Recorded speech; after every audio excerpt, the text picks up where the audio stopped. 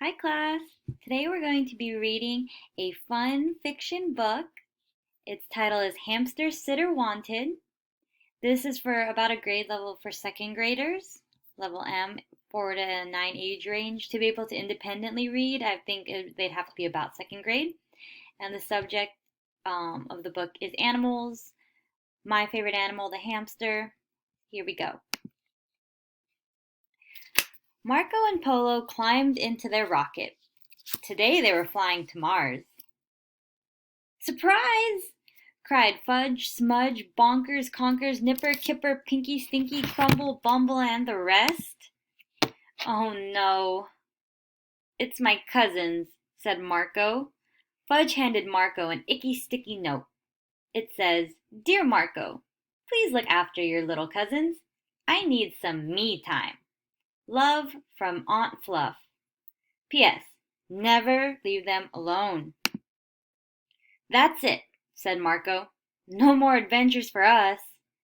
Nonsense, Polo replied. What we need is a hamster sitter. All right, friends, so right here, what is Marco and Polo's problem? What is the problem that they're experiencing right now? So let's try to think of that, and let's use that information about what we know about their problem. And using that information, what do you think a hamster sitter is?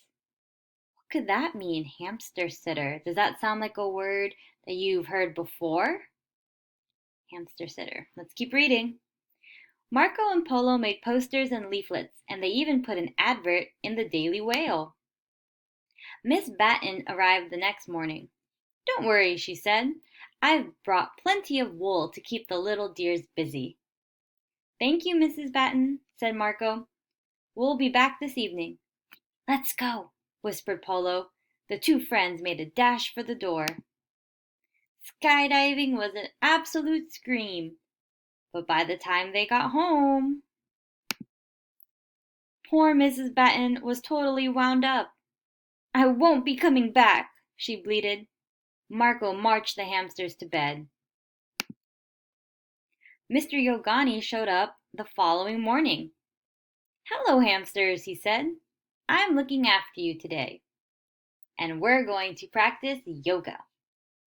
Marco and Polo made a quick getaway. They climbed Mount Everest and were on top of the world. But by the time they got home... All right, class, we're going to stop right here. So one punctuation that I've seen a lot in the book are these 3 periods that you can kind of see at the bottom there. 3 periods. We see them here. We see them here. And thinking about what happens after those periods, what do you think that punctuation means? So that punctuation is called an ellipses.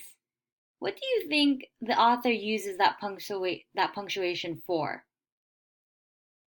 Let's think about that. And think about how I'm reading it. By the time they got home.